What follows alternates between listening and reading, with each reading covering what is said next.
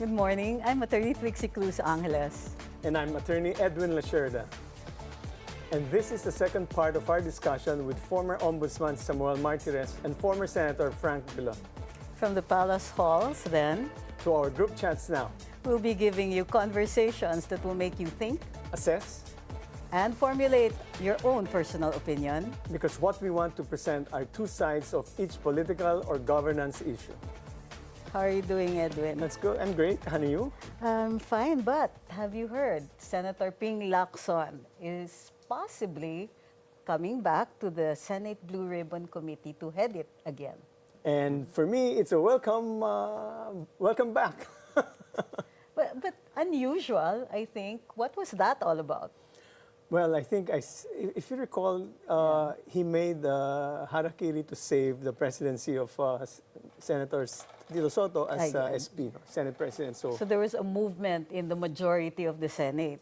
To quell, I suppose, the rumblings from within the majority. The rumblings were because some of the senators felt that he was, quote unquote, burning down the House. Because I think the main source of that is when he told the Senate na dalawa lang ang walang insertion eh. So it seems like he was implicating everybody. So it's kind And of the two, isa siya doon.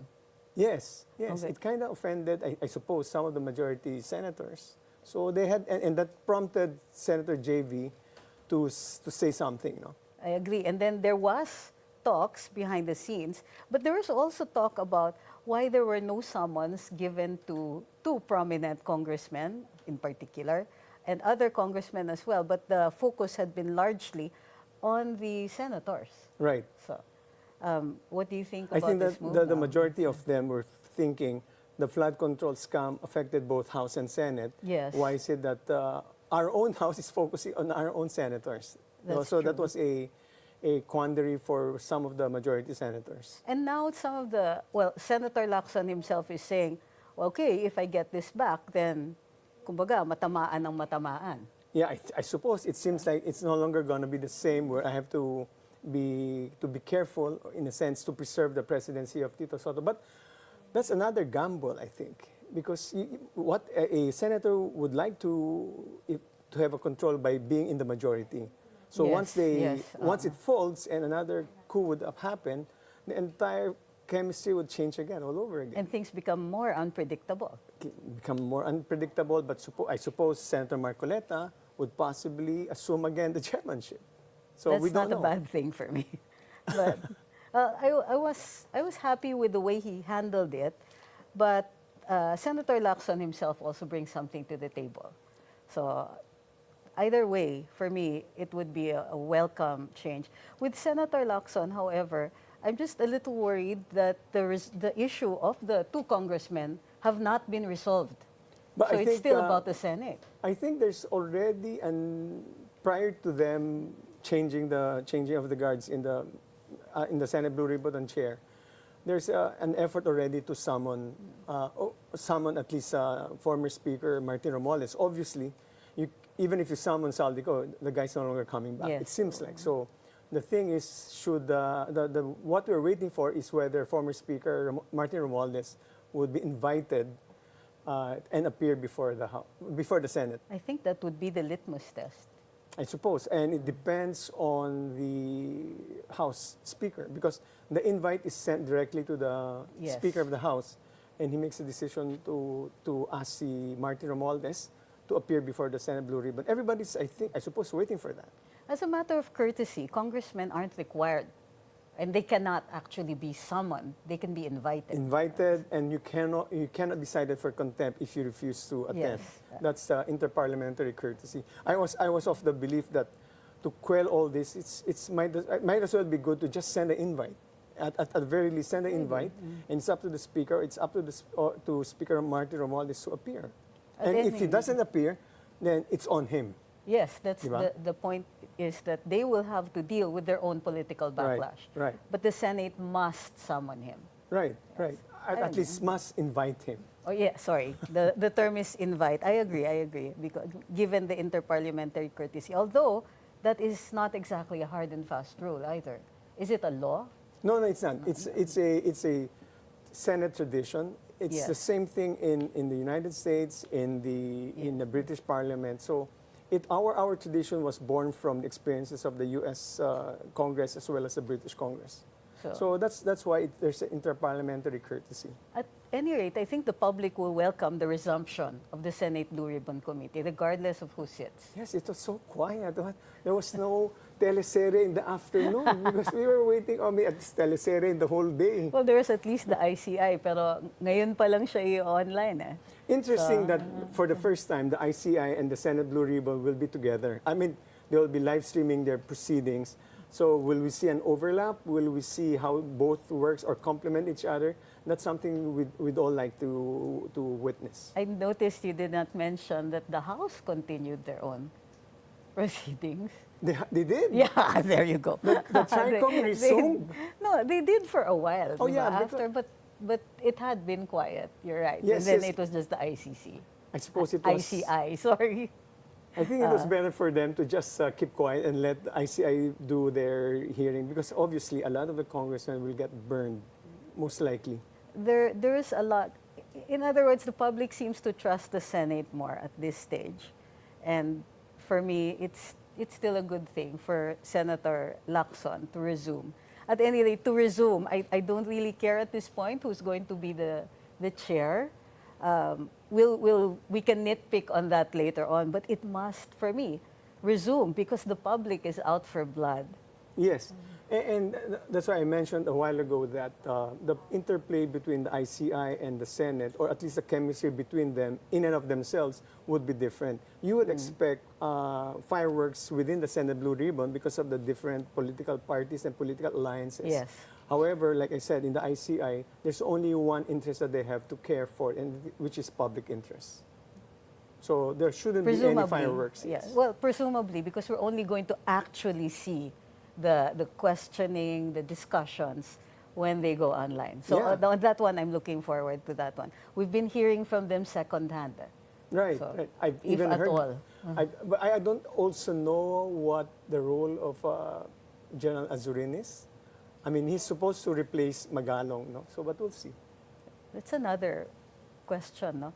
The ICI is investigative, right? And their manner of investigation is like a table investigation. They summon their witnesses. But they do have affidavits, diba?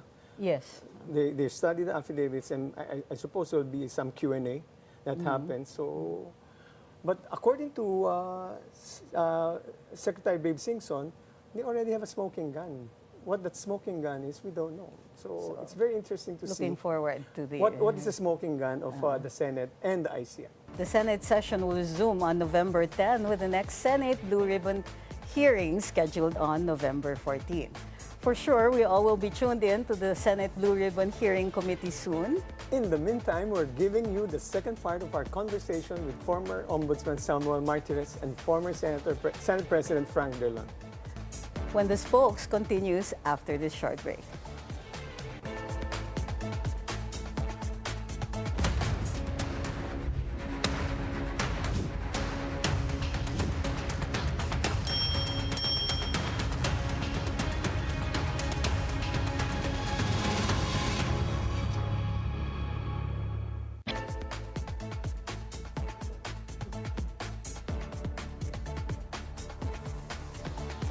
We pick up where we left off yesterday with the people who were at the center of this decision.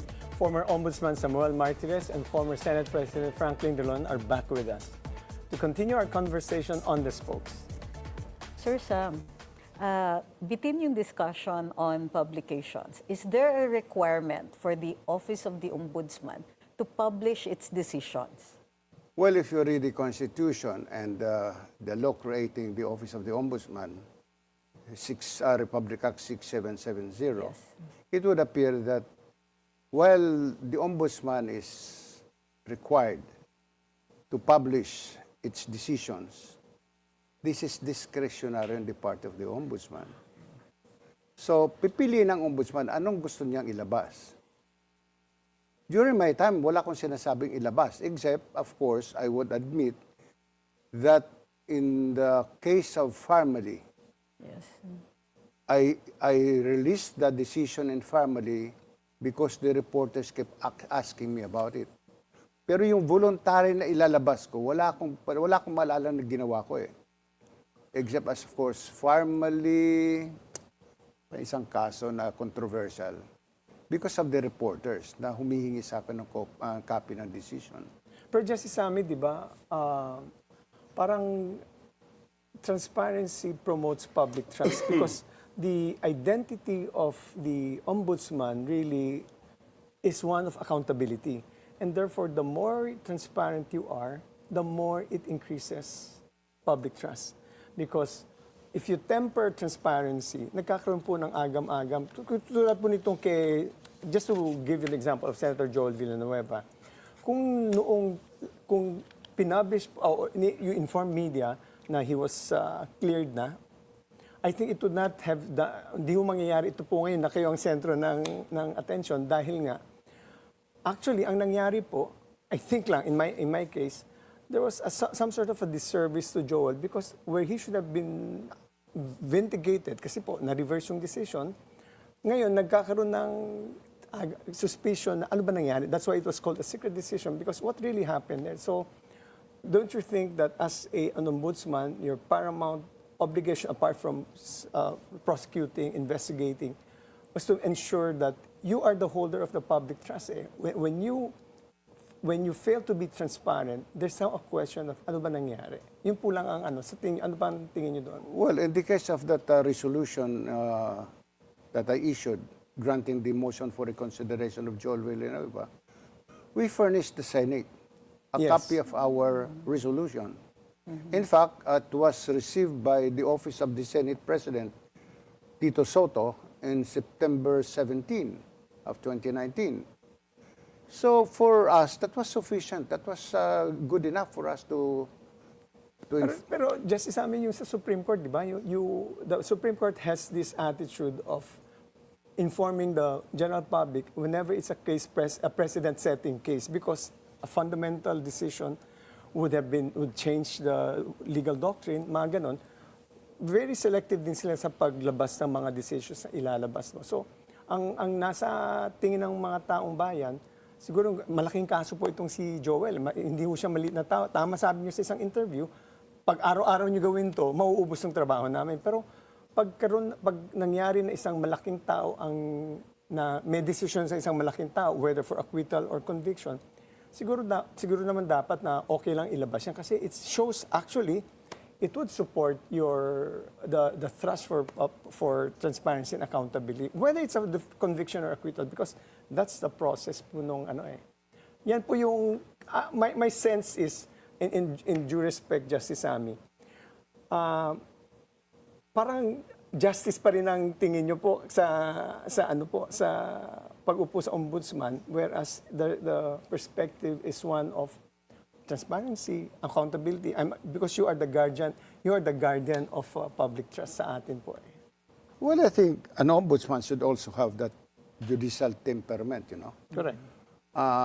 It's not because you have this duty or obligation, which is discretionary on your part, to inform the public of what is happening. Transparency for me means to say that everything that you're doing is transparent. Sir, I mean, anyone could look into what you're doing. however, whether or not you announce the decision, does this affect the legality or the effectivity of the decision of the ombudsman? No. But I guess, as pointed out by Edwin, you know, in the present context, in our situation today, the publication is being criticized. It's because of but if we view it from the fact that we need this in order, as Edwin said, to restore our people's faith in our system of justice. And I think four of us here are lawyers. We have to admit that if we talk about our situation today, nawawala po ang tiwala ng taong bayan sa ating sistema ng hustisya. At yan na nga, that is why I buy the theory that in the present context, maybe not yesterday, not maybe some, but today, we have to publish all decisions if we are to restore in the process the faith of our system, faith of our people in our justice system. Or at the very least, the big cases, i-publish. Kasi alam mo, ikaw sinabi mo, Frank, dito sa studio na to, you said, ang problema sa judicial system natin, walang nakukulong eh. Yeah, well, because that's part But of you're it. referring to walang nakukulong ng mga malalaki, hindi mga maliliit. Well, no. Ang problema ko dyan, Edwin, is when you say yung malaki, who makes a judgment? Yeah, what is the standard? What is the standard o malaki o maliit? Congressman. That's why my theory is Salary grade. make it available. Whether or not they pick it up, that's their own problem. But you make it available because of the erosion. We have to admit, we are all lawyers. It is our duty. It is today, ay wala na po naniniwala sa sistema ng hustisya. And that is why it is the burden of President Marcos and his executive secretary, who is a former Chief Justice, to lead the way in restoring our people's faith in our justice system. Because, okay, and which brings me to the point. What is the most recent controversy before this? Family. Yes, Diba? Family. And this flood control issue, one of the common denominators? DBM. How the hell did all this happen without DBM being in the fray, being the office who releases funds? Agreed. You do not get to access billions of pesos without DBM's approval. So why did this happen? Especially in the case of the unprogrammed appropriation.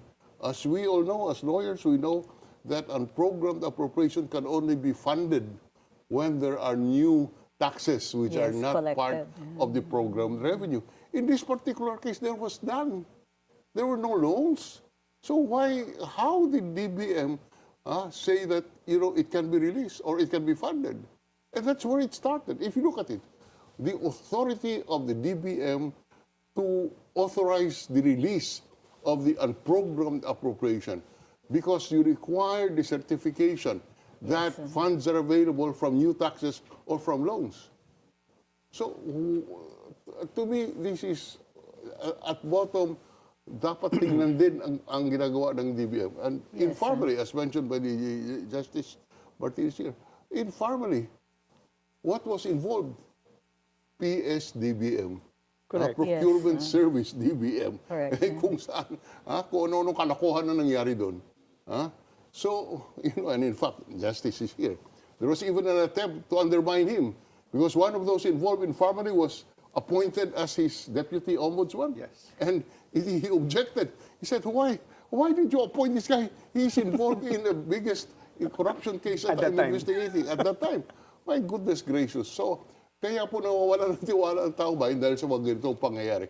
Biro mo, yung iniimbestiga ni Justice Martires na nagnakaw doon sa PSD, sa Farmally, i-appoint assistant niya. So, this is where we are I have today. a jurisdictional question to you, Justice Sammy. Because itong kasong flood control na to, sabihin na natin may mga perpetrators on the legislative side, which, as you said, Ombudsman has no jurisdiction. On the DBM side, yan may jurisdiction po kayo. Yes. So you cannot you cannot conclude any finding on the part of the legislators when you make a decision? You can on the criminal aspect of the case, but not administratively. But what happened is if you have a finding or culpability on the legislator's side, you will do the same process of informing either the Speaker or the Senate President of the findings. Yes. And they themselves will conduct the... Do not forget, the Ombudsman can file a case in the Senate or in the House. Yes. And Wasn't that the nature then of Ombudsman Conchita Carpio Morales sending the decision to the Senate? well, she asked for the implementation of the decision. So it What is I'm not saying in the nature of a complaint. Justice here or the present justice, ombudsman, can go to Congress and file a case. Pero it makes, if that's the case, so you split the case. Well, Edwin, So batas eh. Kung gusto mo, Hindi ka palitan natin. palitan mo yung batas. Actually, going back to that Congressman Edwin. guy who was involved in Farmally and was eventually appointed as the overall deputy ombudsman, His involvement in family caused his dismissal from the service in the office of the Ombudsman. We dismissed him from the service But by reason of his involvement in family. He even challenged that, I remember. Yes, And it's then he now was pending. appointed as your It's now pending before the Court of Appeals and the Supreme Court. Is he currently a government factotum? No. No. they tried to make him a government factotum by appointing him as overall deputy ombudsman. Can you imagine that? He was appointed, sir. He was He was. appointed. He was appointed, but we removed him from the service. Yes. Can you imagine that? So, kaya po nawawalan ng tiwala ang taong bayan. Biro mo yung number one suspect doon na taga-implement, ginawa mong deputy ng ombudsman, ay di lahat na kaso laban sa kanya, dalalaan din sa kanya, di ba? But, yeah. In fact, I was actually Even with the recommending, current ombudsman, I was sir, that could recommending possibly be true. during the 19th or 18th Congress to abolish PSDBM. Yes. But what happened is they strengthened PSDBM. They give to me a copy, a draft of the bill. I said, this is a cause of corruption. You're putting here causes of corruption. Imagine, ang PSDBM pwede ngayon tumanggap ng mga consignments. Ganun ba? Yes. Yung You read the law. Up to now? Yes. You read the law that was signed by President Marcos. We never had the problem under our watch. Our PSDBM under... Yes. Walang It's a different PSDBM now. No, because of the malice aforethought, and they use the DBM system, the PSDBM, as a way of stealing government money. So- Another issue involving PSDBM. Okay, there is a rule, as we all know, we were in government, that if you do not utilize the appropriation before the year is over, Yeah. that goes back. Reversion, yes. So, what would the corrupt agencies do? Refer the matter or refer the purchase funds, to the PSDBM, and they comply with that rule, so that in other words, if I have 1 million Alright. to procure services or goods, and it's getting to December 31, what I do is engage PSDBM and say, I have 1 million, purchase this for me. And in the practice, that is considered as having disbursed the fund and therefore will not go back to the general fund. But So it should be what? in accordance with the line item budget, Yes, shouldn't it's according to line item. So purchase of microphone or coffee cup, I engage the PSDBM to purchase this for me as my agent. Isn't the PSDBM limited to the acquisition or purchase of equipment or supplies that are regularly procured, such as Well, yes, bond paper? Yes. Oh, suppose Supposedly. you, this is an actual case, fire trucks by the Bureau of Fire Protection are being, fire trucks of the Bureau of Fire, that's on record.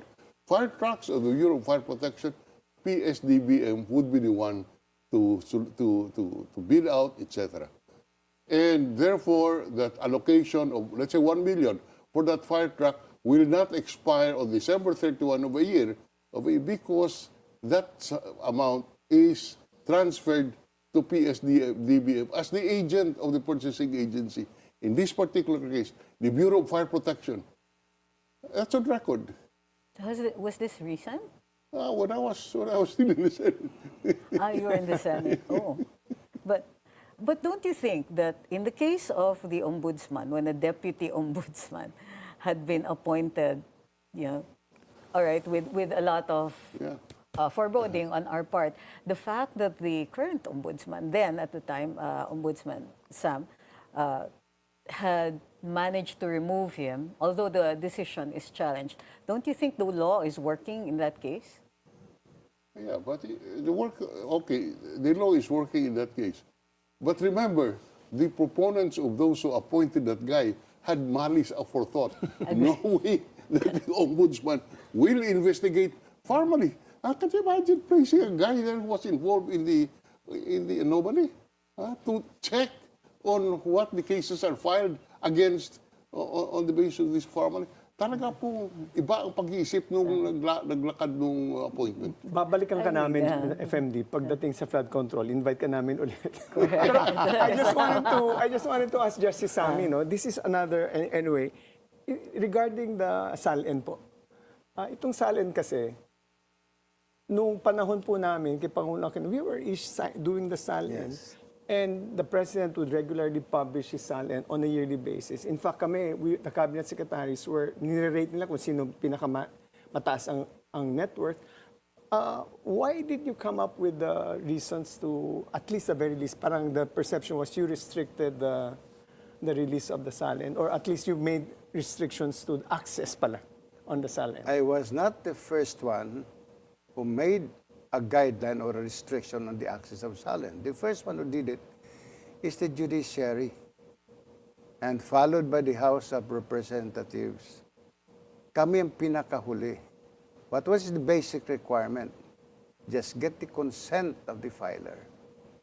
Yun din naman ang requirement namin eh.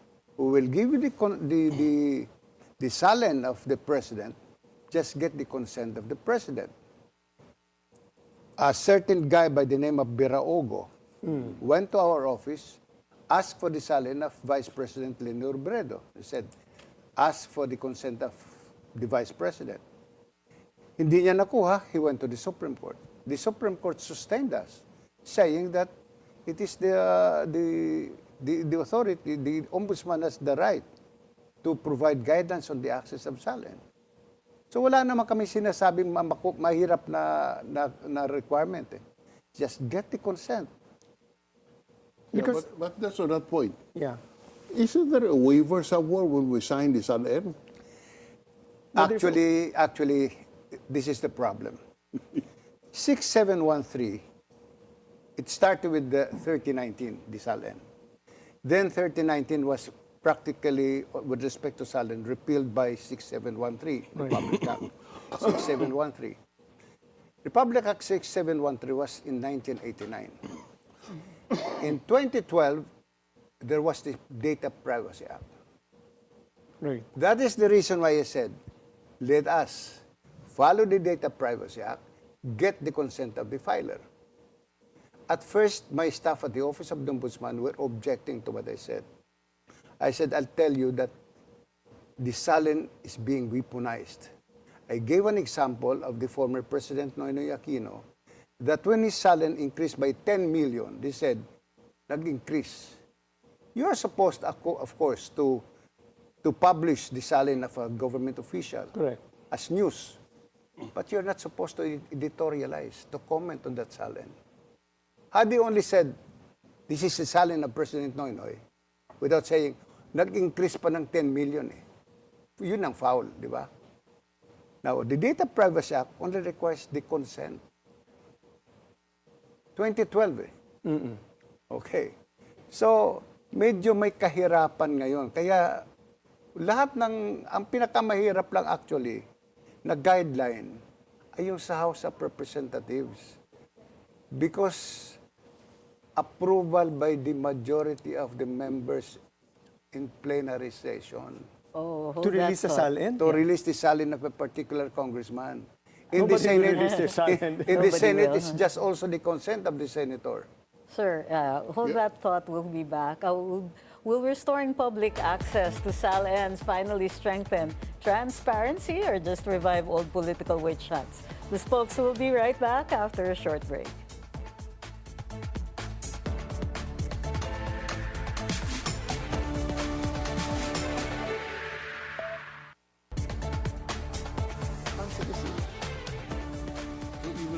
Welcome back. You're watching The Spokes. Will restoring public access to SALNs finally strengthen transparency or just revive old political witch hunts? Let's continue the discussion. Sir, you were saying the House of Representatives requires a majority of congressmen to vote on the request of one congressman SALN? Yes. Yikes. Which brings me to the question, Justice Sammy. And here's where I'm coming from because I'm an advocate of transparency. Why do we need to follow them? Number one. Number two, on the data privacy law, what should be redacted are what we call PII, personal identifiable information. So you don't put in the address, you don't put in the name of the spouse, all personal identifiable information. But it's been redacted naman, di ba? Even during our time, they released the SALN, they redact it. But the concern about umakyat yung 10 million, isn't that a valid question on the part of the public or of media? Because kunyari, si Senator Drilon, lumaki next year, yung first year niya, 200 million lang ang net worth. Tapos suddenly, it became 250. Di ba magtataka, you're a senator of the Republic. I am not now. And I know that. You're a senator of the Republic.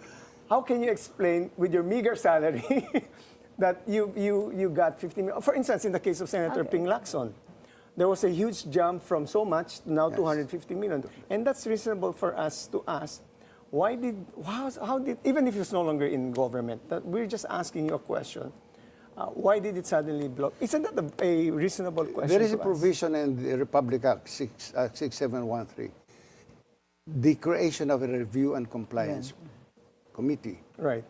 It will be the duty now of the review and compliance committee to ask you why the increase of so much, of 1,000%. If the review and compliance committee will be satisfied with your explanation, there's no case. Right. And also, the SALN can be corrected. It is correctable. So in the case of, you remember the case of Chief Justice Corona. Right. When later on the Supreme Court granted the request of the wife to correct the SALN. Because you can correct the SALN. You can explain why the jump, why the decrease in your assets and liabilities. But that's precisely the public official. As, for instance, all of us used to be in government. We owe the public an explanation as to why your net worth has suddenly increased, with knowing that your salary is only what, 100,000, or maybe right now it's 300,000 a month. So technically, the most that you can get is 3.6 million a year. But suddenly, instead of just an increase of 3.6, it ballooned to so much. That's a valid question that.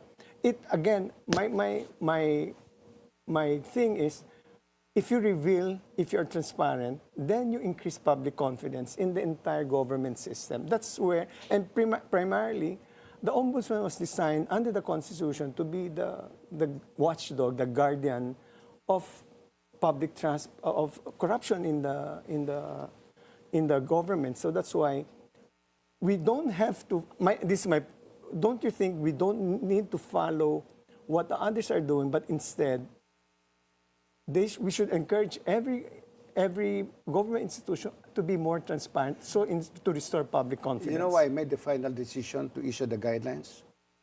Since my staff were objecting to the issuance of the guidelines, and I was telling them, the SALN is weaponized.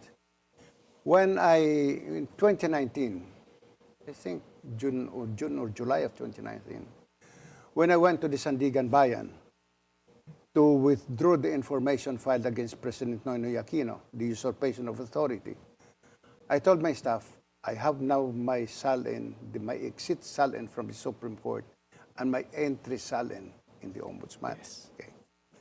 When I have my entry SALN in the Supreme Court, I have not yet received my 5 years lump sum. In my entry SALN in the Ombudsman, the 5-year lump sum I received from the Supreme Court was already reflected. Okay. So I gave my SALN to the Inquirer, Philippine Star. 2 days thereafter, Philippine Star comes up with a banner, Ombudsman, richer by X amount in 3 years, in 5 years. Parang nangurakot ako ng 3 milyon isang taon. Sa media po ang tawag nun, nang-uurot po sila sa inyo. Ay, in every month, di ba? So, that was the time when my staff and some officers of the Office of the Ombudsman were surprised. Sabi ko, tingnan nyo, sa ginawa pa ng media, you remember Teddy Boy, Locsin? No, Teddy Benigno. Benigno.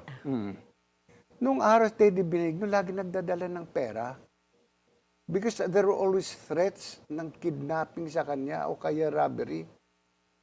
So parang alam ko sa kanya noon, he always had in his pocket, and this was during the 80s, mga 50,000. Kasi mayroong mga tumatawag sa kanya, either kikidnapin yung anak niya o kung sino mang relative niya. So, lagi siya may handang cash nung araw eh.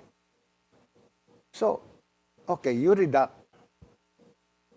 Up to what point will you redact? You redact private, personal, identifiable information. You cannot redact. The properties that you describe Okay. naman are very, it No, no. doesn't specify the Personal PC. properties, cash on hand, what? Just an amount. You don't have to specify what bank that you deposited your amount. Okay, Because just an amount. just an amount. I go to you, Edwin, can I borrow 10,000 pesos? Tell me, I don't have money. Sabi ko sa'yo, pare, kailangan ko lang ng pera talaga at may sakit yung aking anak. Wala kang pera nang wala kang pera. Bigla ko nakita sa SALN mo. Meron ka palang 1 milyon sa bangko. Ang gagawin ko, pupuntahan kita eh. Anak ka ng tatay mo, Edwin, eh. May 1 milyon ka pala. Diba? Ano pa yan? E, paano kung pinatay ka? Dahil hindi ka nagpautang. Eh, may pera ka naman pala.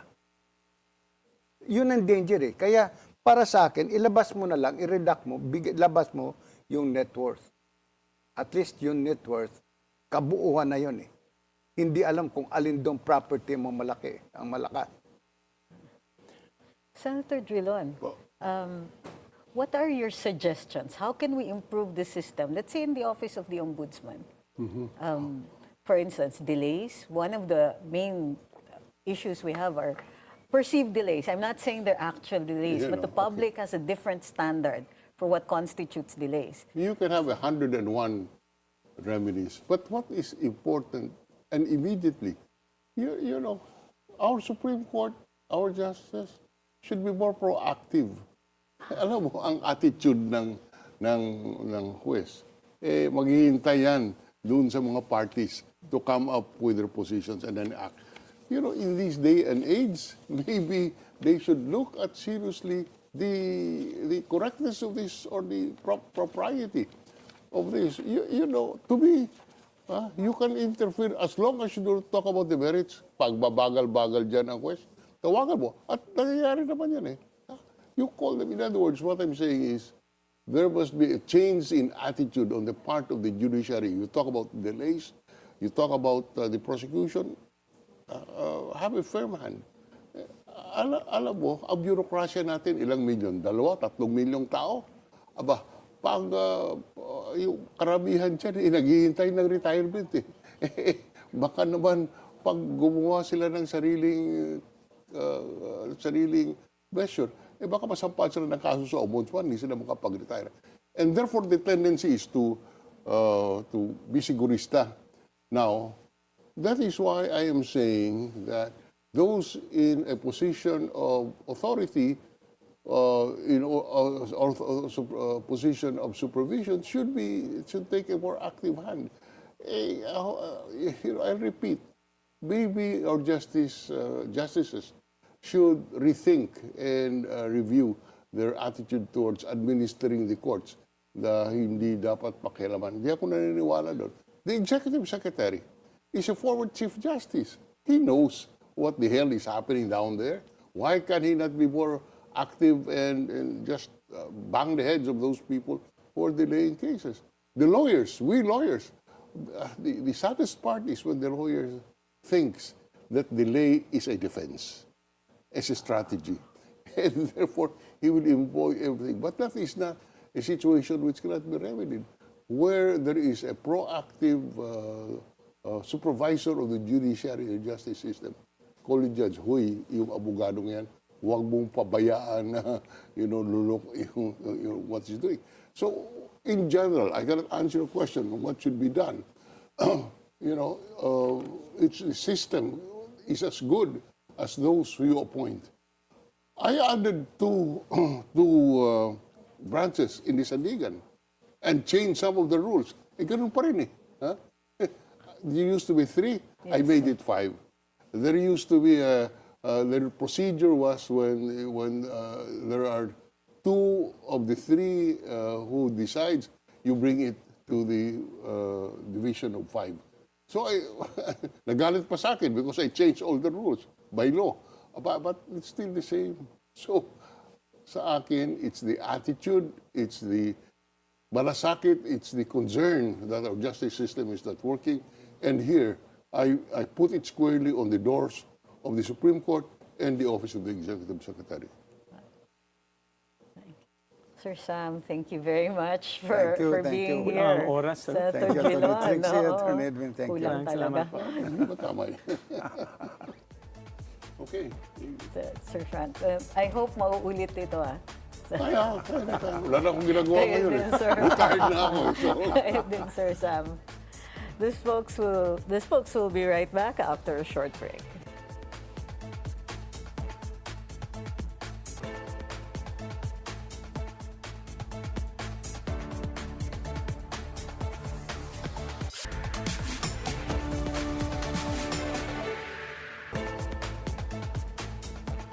Hey, we got through our first episode.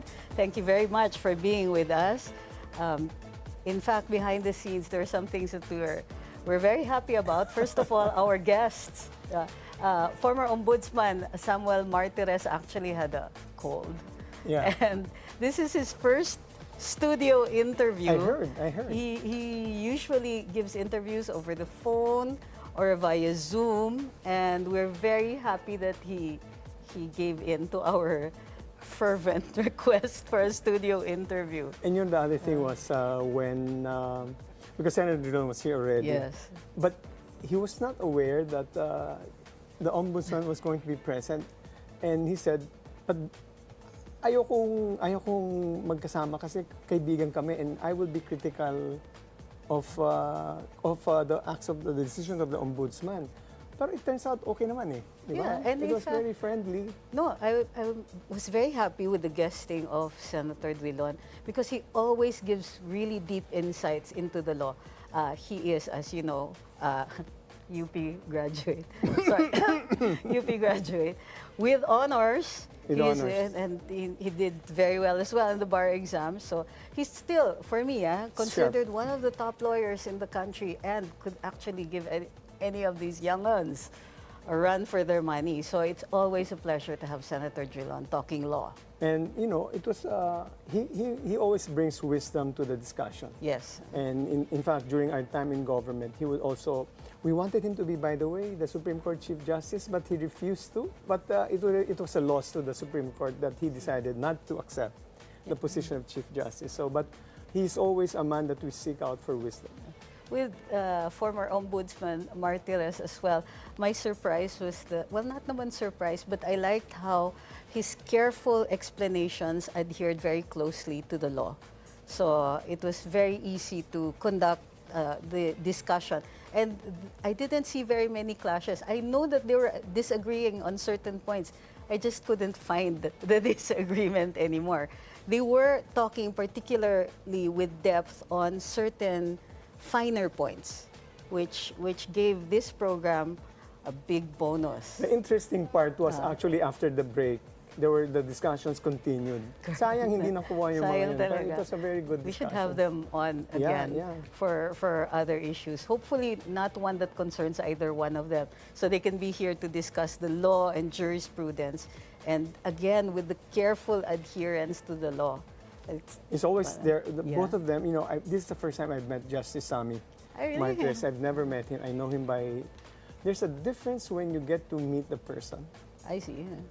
At the very least, I saw his mindset was in a certain way.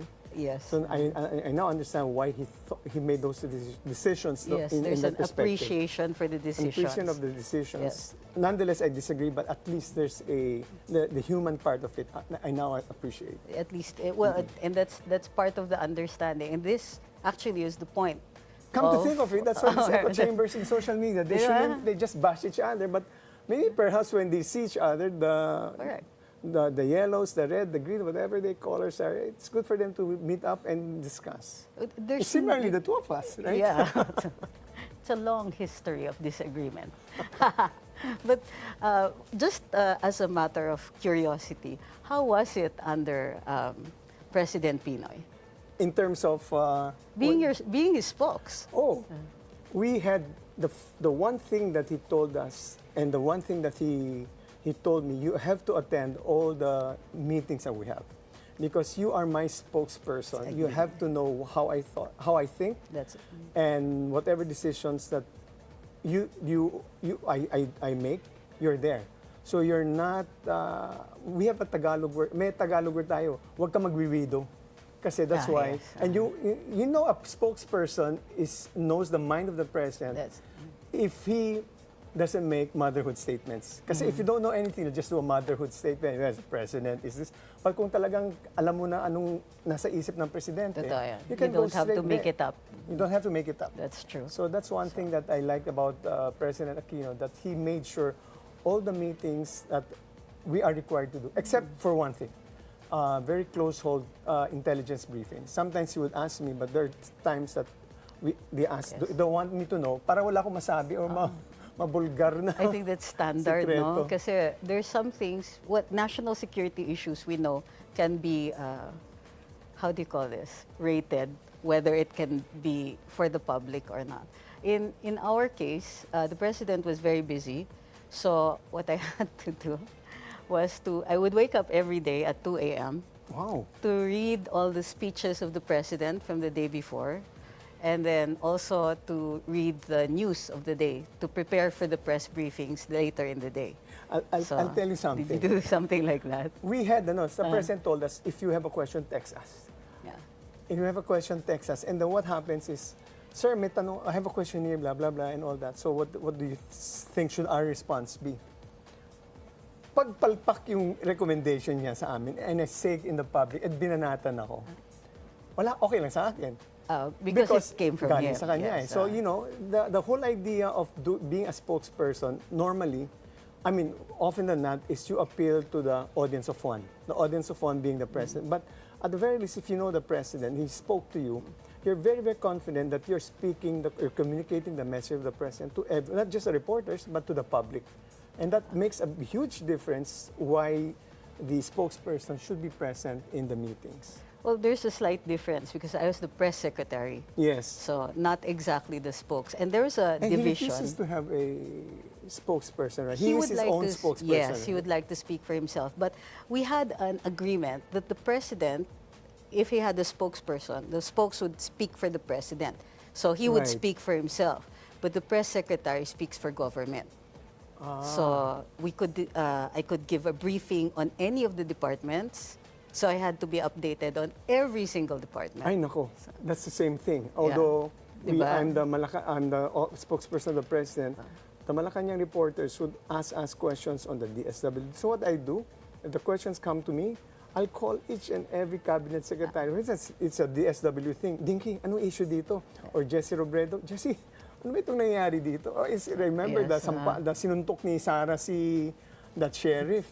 So how do we respond to this? So those are the things that I have to get guidance, clearance from Yes. the cabinet member himself. So I don't want to sapaw ayoko Of sapawin course, ang of course, cabinet minister. And just to be sure that I am aligned with their decisions or their views. On that score, President Marcos always asked that government speak with one voice. So I think tama pa rin for that one. Hey, not a bad first episode. Yeah. Happy Okay. to discuss things with you. I hope everybody agrees and will be with us for the coming days as we come back here to the spokes. Don't settle for just one side of the story. Because every issue has two perspectives, and the truth may be somewhere in between. I'm Attorney Trixie Cruz-Angeles. I'm Attorney Edwin Lacierda, And we are the Spokes.